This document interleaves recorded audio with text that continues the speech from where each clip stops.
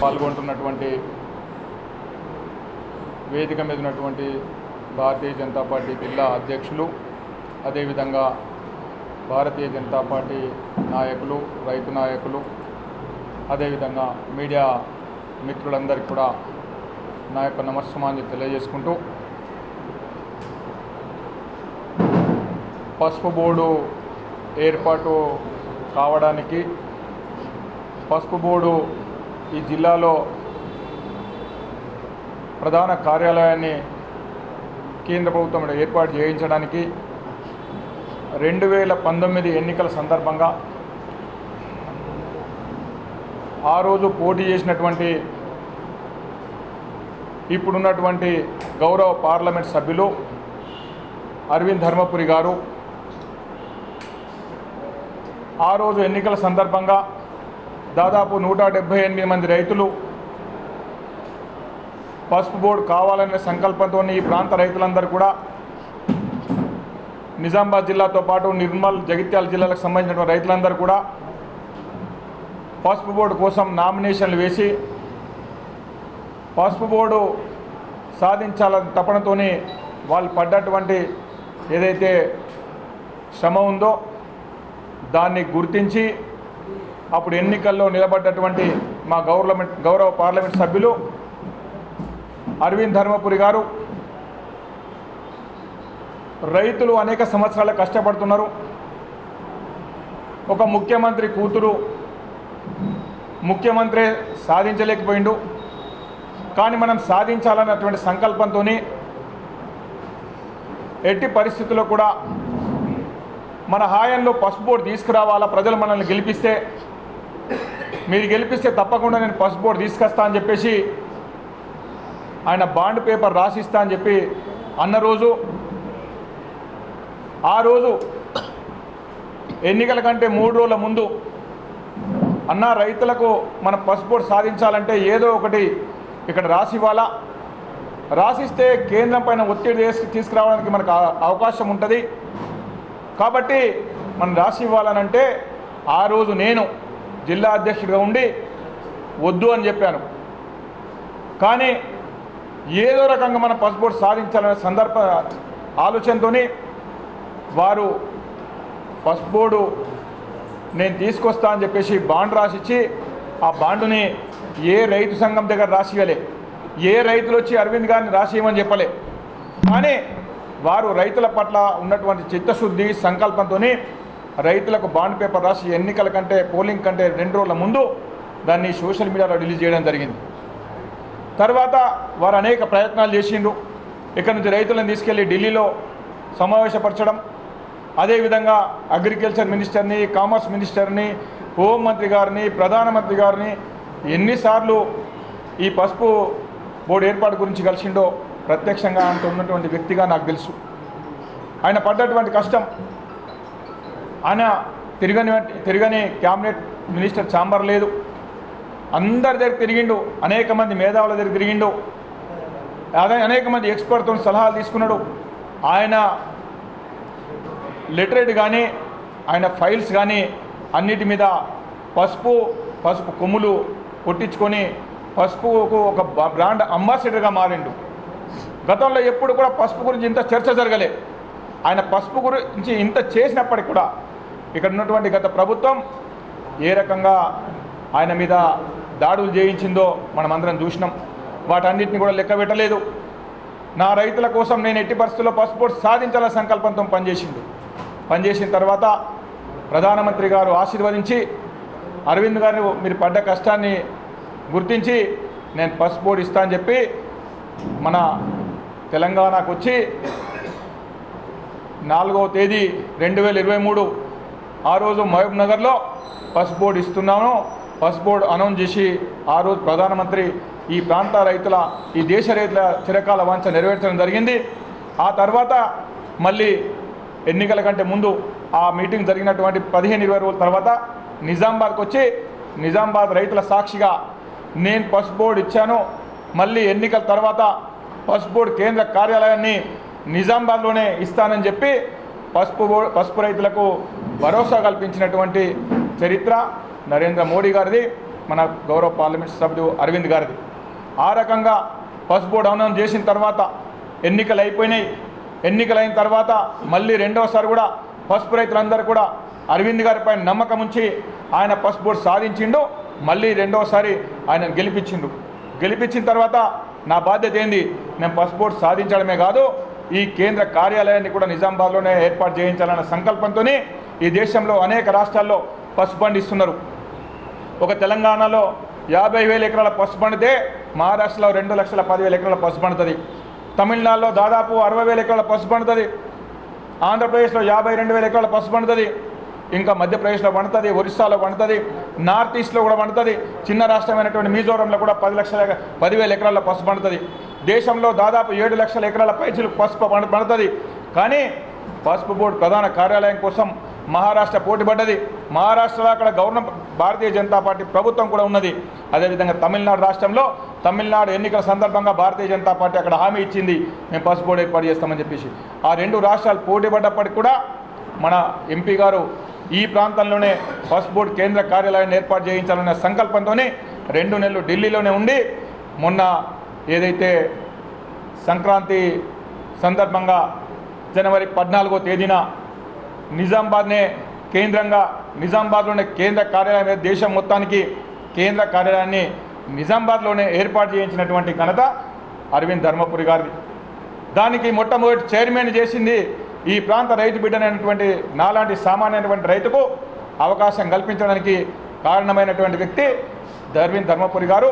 నా నియామకానికి కృషి చేసినటువంటి అరవింద్ ధర్మపురి గారికి, రాష్ట్ర అధ్యక్షులు కేంద్ర మంత్రి కిషన్ రెడ్డి గారికి, అదేవిధంగా ప్రధానమంత్రి నరేంద్ర మోదీ గారికి, మా industry minister commerce and industry minister అయినటువంటి పీయూష్ గోయల్ గారికి ప్రత్యేకమైనటువంటి ధన్యవాదాలు తెలుపుకుంటూ ఈ ప్రాసెస్లో భాగంగా బోర్డు ఏర్పాటైన తర్వాత మేమందరం కూడా కొంతమంది స్పైసెస్ బోర్డు అధికారులతో పని స్టార్ట్ చేయడం. ఈ క్రమంలో అరవింద్ గారు ఏ రకంగా కష్టపడ్డాడో అవన్నీ విషయాలు మనందరికీ తెలుసు. బోర్డు ఏర్పాటు చేయించిండు, దానికి ఒక ప్రధాన కార్యాలయం ఇక్కడ ఏర్పాటు చేసుకుంటున్నాం, దీనికి ఒక ఆఫీస్కి ఒక బిల్డింగ్ కావాలనే సంకల్పంతో మేము ఇక్కడ ఉన్నటువంటి రాష్ట్ర ప్రభుత్వానికి ఒక విజ్ఞప్తి చేయడం జరిగింది. మాకు అందుబాటులో ఉన్నటువంటి ఒక 2-3 ఆఫీసుల గురించి వాళ్ళ దృష్టికి తీసుకెళ్తే నిజామాబాద్ రూరల్కి సంబంధించినటువంటి ఎమ్మెల్యే క్యాంప్ కార్యాలయం కోసం మేము అడిగితే వాళ్ళందరూ కూడా వాళ్ళు సానుకూలంగా స్పందించి ఈ జిల్లా కలెక్టర్ గారు కానీ ఆ స్థానికంగా ఉన్నటువంటి ఎమ్మెల్యే గారు కానీ దీనికి సహకరించి దీనికి సంపూర్ణంగా సహకారం అందించి మాకు పసుపు బోర్డు కార్యాలయాన్ని అందించినటువంటి రాష్ట్ర రోడ్లు భవనాల శాఖ మంత్రి కోమటిరెడ్డి వెంకటరెడ్డి గారికి ప్రత్యేకమైనటువంటి ధన్యవాదాలు. అదేవిధంగా రాష్ట్ర ప్రభుత్వానికి, రాష్ట్ర ప్రభుత్వంలో ఉన్నటువంటి రైతు కమిషన్ మెంబరు అండ్ చైర్మన్ గారికి కూడా నేను కృతజ్ఞతలు తెలియజేసుకున్నా. మా ఆఫీస్కు సంపూర్ణంగా సహకరించిన ప్రతి ఒక్కరికి కూడా నేను కృతజ్ఞతలు తెలియజేసుకుంటున్నాను. ఏదైతే రేవంత్ రెడ్డి గారు రాష్ట్ర అభివృద్ధి కోసం అవసరమైతే ఎన్నిసార్లైనా 50 సార్లైనా మోదీని కలుస్తాను ఏ విధంగా చెప్పిండో, నేను కూడా నా పసుపు రైతుల సంక్షేమం కోసం, నా పసుపు రైతుల అభివృద్ధి కోసం అన్ని రాష్ట్ర ప్రభుత్వాల సహకారంతో నేను ముందుకెళ్తానని చెప్పేసి నేను తెలియజేస్తూ ఉన్నాను. ఎట్టి పరిస్థితుల్లో కూడా నాకు పసుపు రైతుల సంక్షేమం ముఖ్యం, పసుపు రైతుల అభివృద్ధి ముఖ్యం. పసుపు రైతుల కోసం ఎవరినైనా కలుస్తాను, ఎక్కడికైనా వెళ్తాను, ఆ రైతుల సంక్షేమం కోసమే పనిచేస్తానని చెప్పేసి తెలియజేసుకుంటా ఉన్నాను. అనేక రకాలుగా ఏదైతే ఈ ప్రాంతంలో బోర్డు ఏర్పాటు కాకముందు కూడా అరవింద్ గారు ఏ రకంగా పనిచేసినా మనందరికీ తెలుసు. బోర్డు ఏర్పాటు కాకముందు పసుపు ధరలు ఎందుకు తగ్గిపోయినటువంటి విషయంలో అరవింద్ గారు మొత్తం స్టడీ చేసిన తర్వాత విదేశాల నుంచి ఈ దేశానికి పసుపు దిగుమతి అవుతుంది, దాన్ని ఆపకపోతే ఈ రేటు 6,000 నుంచి 6,500కి ఆగిపోతున్నటువంటి ఒక ఆలోచనతోనే కేంద్ర హోంమంత్రి అమిత్ షా గారిని కలిసి వెంటనే పసుపు దిగుమతుల్ని ఆపిన తర్వాతనే ఈ దేశంలో పసుపు రైతులకు 10,000 నుంచి 16,000, 18,000 వరకు మనకు పసుపు రైతులకు మద్దతు ధర రావడం జరిగింది. ఆ రకంగా మద్దతు ధర వస్తున్న సందర్భంలో అదే రకంగా మళ్ళీ ఇక్కడ నుంచి డైరెక్ట్గా బంగ్లాదేశ్ వరకు ట్రైన్లను కూడా నడిపించి ఆ రైతులకు ఉపయోగకరమైనటువంటి పనులు చేసినటువంటి గౌరవ పార్లమెంట్ సభ్యులు, అదేవిధంగా ఈ ప్రాంత రైతులకు సబ్సిడీలు ఏదైతే పసుపు రైతులకు కావాల్సినటువంటి మినిమం ఇన్పుట్స్ ఏదైతే బాయిలర్స్ కానీ పాలిషర్స్ కానీ టార్పాలిన్స్ కానీ దాదాపు 15 కోట్ల పైచీలకు నిధుల్ని ఖర్చు చేసి ప్రత్యేకంగా ఈ ప్రాంతానికి తీసుకొచ్చి ఈ ప్రాంతంలో ఉన్నటువంటి రైతులకు దాదాపు ఒక 100 పైచీలకు బాయిలర్స్ని రైతులకు ఎఫ్ఈఓలకైతే 90% సబ్సిడీ పైన, అదేవిధంగా ఇండివిజువల్ ఫార్మర్కి అయితే 50% పైన, అదేవిధంగా ఎస్సీ ఎస్టీ రైతులకైతే 75% పైన ఈ రకంగా సబ్సిడీ ఇచ్చి రైతులకు అందించినటువంటి ఘనత మా కేంద్ర ప్రభుత్వానిది. దానికి కృషి చేసేటువంటి ఘనత అరవింద్ ధర్మపురి గారిది. కాబట్టి అనేక రకాలుగా పసుపు రైతుల కోసం పనిచేసింది. గత 10 సంవత్సరాలు ఉన్నటువంటి ప్రభుత్వం పసుపు రైతుల కోసం ఏ ఒక్క రూపాయన్న కేటాయించిందా, ఏ ఒక్క రూపాయన్న ఖర్చు చేసిందా అని చెప్పేసి ఆ ప్రభుత్వంలో ఉన్నటువంటి గతంలో మంత్రులుగా పనిచేసినటువంటి వ్యక్తులు కానీ ఎమ్మెల్యేలు కానీ నేను అడుగుతూ ఉన్నాను. కానీ మొన్న పసుపు బోర్డు ఏర్పాటైన తర్వాత పసుపు బోర్డు గురించి అవాకులు చవాకులు వెళ్ళిండ్రు. ఇక్కడ ఉన్నటువంటి మాజీ మంత్రి ఒక ఆయన మాట్లాడినటువంటి తీరు చాలా అభ్యంతరకరం. ఒక రైతు బిడ్డ పసుపు బోర్డు, జాతీయ పసుపు బోర్డుకు చైర్మన్ అయితే ఓర్వలేనితనం. చైర్మన్ అంకాపూర్లో ఉంటాడు, బోర్డు నిజామాబాద్లో ఉండదు, ఢిల్లీలో ఉంటాడని మాట్లాడతాడు. ఆయన ఏం మాట్లాడుతున్నాడో నాకు అర్థం కాదు. ఇక్కడ ఉన్నటువంటి నిజామాబాద్లో మార్కెట్లో ఉన్నటువంటి రైతులను రెచ్చగొట్టి ధర్నాలు చేయించడానికి ప్రయత్నం చేయించడం. దేశంలో పసుపు పంట 27 రాష్ట్రాల్లో పండుతుంది. ఎక్కడ కూడా 10,000 తగ్గకుండా ఈ సంవత్సరం 10,000 నుంచి 16,000 వరకు మద్దతు ధర రైతులకు రావడం జరిగింది క్వాలిటీని బట్టి. కానీ ఎక్కడ కూడా ఏ ఒక్క రైతు కూడా బయటకు వచ్చి ఇక్కడ ధర్నాలు రాస్తారోకోలు చేసి సందర్భం లేదు. కానీ ఇక్కడ పసుపు బోర్డు వచ్చింది, ఈ ప్రాంత రైతులంతా కూడా భారతీయ జనతా పార్టీ వైపు వెళ్తారు. అరవింద్ గారికి మంచి పేరు వచ్చింది, ఆ పేరుని ఎట్లా చెడగొట్టాలనేటువంటి ఒక దుర్బుద్ధితో మాత్రమే ఆ ప్రశాంత్ రెడ్డి ప్రయత్నం చేసింది తప్పితే దాన్ని ఎట్టి పరిస్థితుల్లో కూడా ప్రజలు స్వీకరించరు, వాళ్ళని ఆదరించరు.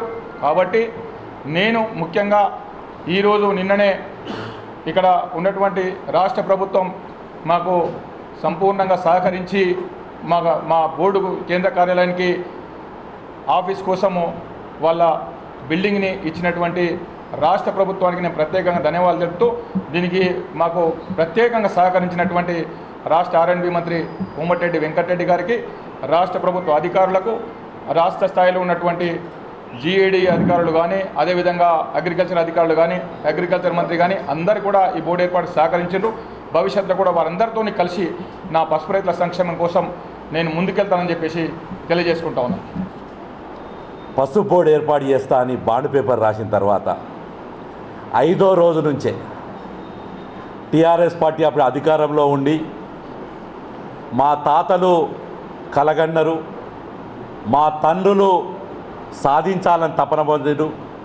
5 దశాబ్దాల కిందటి నుంచి 50 సంవత్సరాల నుంచి ఇందూరు గడ్డ మీద, ఇందూరు నుంచి జగిత్యాల దాకా ఏదైతే పసుపు పంట వేస్తారో వేసే ప్రతి రైతు కళ్ళల్లో కల ఇది.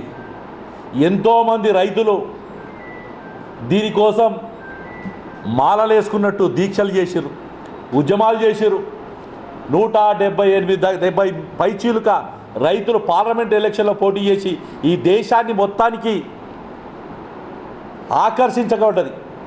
ఆ సమయంలో భారతీయ జనతా పార్టీ నుంచి పార్లమెంట్ సభ్యుడిగా నిలబడి నేను తీరుస్తాను ఈ కోరిక అని చెప్పి బాండ్ పేపర్ రాసిచ్చిన తర్వాత, అంతకుముందు అధికారంలో ఉండి ముఖ్యమంత్రి కూతురు అయి ఉండి కూడా ముఖ్యమంత్రి స్వయంగా వేల్పూర్ దగ్గరికి వచ్చి కేంద్ర ప్రభుత్వం ఇచ్చేదేంటి నేనే చేస్తా అని చెప్పి ఎన్నో వాగ్దానాలు చేసి పార్లమెంట్ సభ్యురాలు గెలిచిన తర్వాత 100 రోజులలో ఎన్ఎస్ఎఫ్ ఎన్సీఆర్ షుగర్ ఫ్యాక్టరీ తెరిపిస్తా అని చెప్పి, పసుపు బోర్డు తెస్తా అని చెప్పి, పసుపు రైతులకు వేల్పూర్ దగ్గర పరిశ్రమ పెడతా అని చెప్పి, దళిత ముఖ్యమంత్రిని చేస్తా అని చెప్పి ఎన్నో మోసపూరిత వాగ్దానాలు చేసి హామీలు ఇచ్చి అధికారంలోకి వచ్చిన టీఆర్ఎస్ పార్టీ ఒక అరవింద్ అనే వ్యక్తి పార్లమెంట్ నిలబెట్టి ఒక బాండ్ పేపర్ రాసిస్తే 5వ రోజు నుంచే ఆయన పార్లమెంట్ సభ్యుడు ఎన్నికైన 5వ రోజు నుంచే ఆయన మీద దాడి చేయడము, విమర్శలు చేయడము. ఒక బఫూన్ ఉంటాడు ఆర్మూర్ ప్రాంతంలో ఉంటాడు, 4 అడుగులు, అతను అడుగుతాడు ఎన్నోసార్లు దాడులు. అప్పుడున్న ఎమ్మెల్యేలు ఉన్న వాళ్ళందరికీ కూడా ప్రజలు బుద్ధి చెప్పడం జరిగింది. అరవింద్ గారు ఏ రోజైనా పార్లమెంట్ సభ్యుడు తాను ఇచ్చిన మాట కోసం, ఎందుకంటే పల్లెగంగారెడ్డి గారు పూర్తిగా వివరించారు, నేను కొన్ని సందర్భాలు చెప్తాను. నేను ఒక కేంద్ర మంత్రి ఈ సంబంధించిన శాఖకు మంత్రి ఉన్న సందర్భంలో వాళ్ళ ఇంట్లో వాళ్ళ కుటుంబ సభ్యులు చనిపోతే ఆ రోజు డ్రైవర్ లేకపోతే రాత్రంతా డ్రైవ్ చేసుకొని పోయి అతను మంచి దృష్టిలో పడాలని పల్లెగంగారెడ్డి గారిని అప్పుడున్న జిల్లా వాళ్ళని తానే సొంతంగా డ్రైవ్ చేసుకొని 400-500 కిలోమీటర్లు డ్రైవ్ చేసుకొని ఆయన ఇంటికి వెళ్ళి మాట్లాడించి అక్కడ కూడా పసుపు కోటు గురించి మాట్లాడిన వ్యక్తి ఎవరు ఉన్నారంటే అది ధరంపురి అరవింద్. ఇది ఒక చిన్న సందర్భం.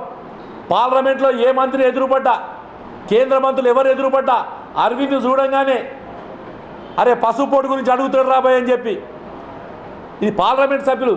నాకు మా జాతీయ జనరల్ సెక్రటరీలు అమిత్ షా గారు ఒక సందర్భంలో హైదరాబాద్లో మీటింగ్ అయిన సందర్భంలో కాగా హల్దీ కబోర్డు అరవింద్ అని అడిగాడు.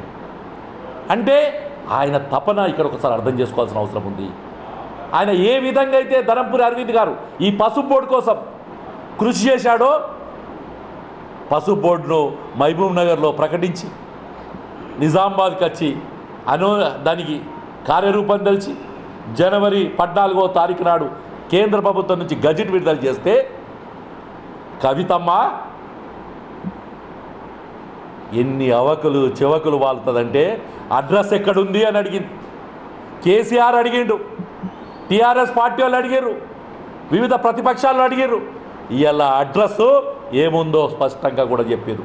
అడ్రస్ లేని అందరికీ ఆ రోజు అడిగిన వాళ్ళు పసుపు బోర్డు ఎక్కడ, ఒక రైతు బిడ్డను అంకాపూర్లో పుట్టి పసుపు అంటే ఏందో తెలిసిన రైతు బిడ్డను చైర్మన్ చేసాడు.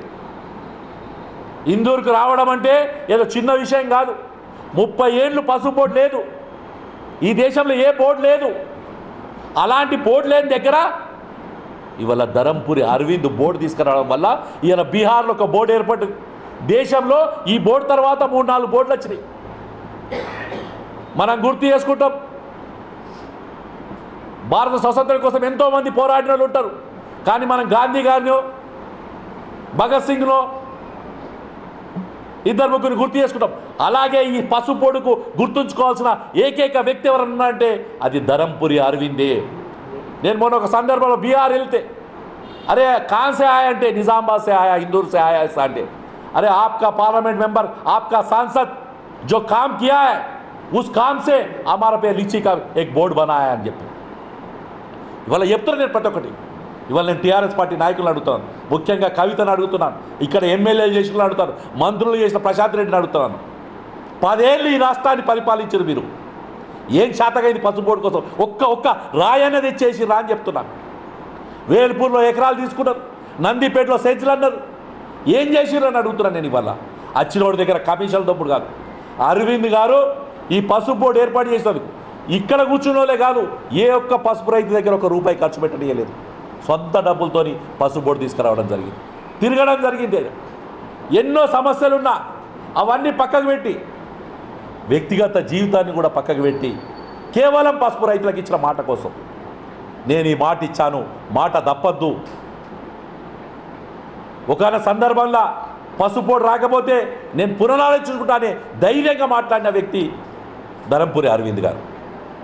ఇవాళ నేను అడుగుతున్నా, ఆ బఫోన్లు దాడులు చేసి, రాళ్లతో దాడులు చేసి, ఆయన కార్లు పోయబట్టి, మా కార్యకర్తలకు చాకులతో పొడిచి, ఎన్నో సందర్భాలు దాడి చేసి, ఏది పసుపు బోర్డు అడిగిన వాళ్ళకు ఇగో ఇది పసుపు బోర్డు అని చెప్పి చూపించిన వ్యక్తి ధరంపురి అరవింద్ గారు. ఇవాళ నేను అడుగుతున్నా, పోనీ రానంత వరకు రాజకీయం చేసినట్టు ఒకటి వచ్చిన తర్వాత, సంక్రాంతి రోజు పూజ చేసిన తర్వాత, కేంద్ర మంత్రి ప్రారంభించిన తర్వాత దుర్మార్గంగా కొంతమంది రైతులను రెచ్చగొట్టి దాన్ని ఏదో పక్కదావ పట్టించాలని వ్యవస్థలో ఏమైనా చేయొచ్చు. నేను ఇవాళ అడగదలుచుకున్న టీఆర్ఎస్ నాయకుల్ని, ఇవాళ పసుపు బోర్డు ఇందూరుకు బాగా రాష్ట్ర ప్రభుత్వం ఒక బిల్డింగ్ ఇచ్చి ఆ కార్యాలయం ఓపెన్ చేసి పసుపు బోర్డు ద్వారా రైతులకు ఏం ఉపయోగాలు అయితాయో రేపు బోర్డు కూర్చొని నిర్ణయిస్తుంది.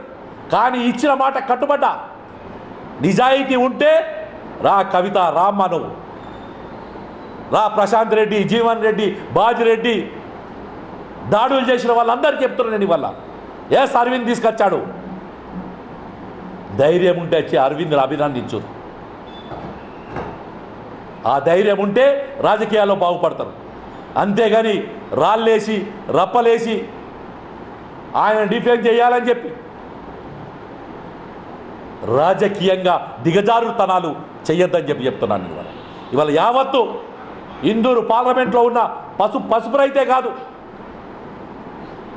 ఇవాళ నాకు పొద్దున ఒక రైతు ఫోన్ చేశాడు, అన్నా నేను మాదిగ రిజర్వేషన్ సమితి పోరాటం కోసం, మాదిగలకు రిజర్వేషన్ కోసం మందకృష్ణ మాదిగను చూశాను, బీసీల కోసం ఆర్ కృష్ణయ్య గారిని చూశాం, మా పసుపు రైతులకు కాదు రైతులకు అరవింద్ను చూశామని చెప్పి గర్వంగా చెప్పుకుంటున్నా. ఇలా రైతులు గర్వపడుతున్న సందర్భం చెప్తున్నాను. ఇవాళ అలాంటి వ్యక్తి మీద భౌతిక దాడులు, పిచ్చి ప్రేలాల పనులు, ఆరోపణలు. 4 అడుగులు ఉంటాడు పాండు, ఆర్మూర్ పాండు. ప్రజల బుద్ధి చెప్పినా డిపాజిట్ రాకున్నా ఇంకా పేలాపన ఆడతారు. ప్రశాంత్ రెడ్డి ఇంకా నీచ రాజకీయాలు మానుకో అని చెప్తున్నాం ఇవాళ. ఎందుకంటే మేము వచ్చిన సందర్భాలు కూడా పెద్ద ఎత్తున ఈ జిల్లాలో ఉన్న రైతాంగం అంతా కూడా అరవింద్ గారితో వేల మందిని, మేము పసుపు రైతులు ఒక 50,000 మందిని ర్యాలీ తీద్దామని చెప్పారు. అరవింద్ గారు ఒకటే చెప్పాడు, ఏ రోజైతే పసుపు రైతు కళ్ళల్లో ఆనందం ఉంటుందో ఆ రోజే నేను సంతోషపడతా, ఆ రోజే ఈ రైతాంగం నాకు ఇచ్చేసినాను. అందుకోసమే మొదటి ఎలక్షన్లో 70,000 పైచీలకు వస్తే రెండో ఎలక్షన్లో 1,00,000 పైచీలుక పార్లమెంట్లో గెలిపించారు. ఒకసారి పార్లమెంట్ సభ్యుడు నిలబడ్డ తర్వాత రెండోసారి ఉంటే ఓటు పర్సంటేజ్ పెరగదు. కానీ ధరంపూరి అరవింద్కి పెరిగిందంటే దానికి కారణం ఆయనలో ఉన్న నిబద్ధత, ఆయనలో ఉన్న నిజాయితీ. ఏదైనా మాటిస్తే తప్పడు.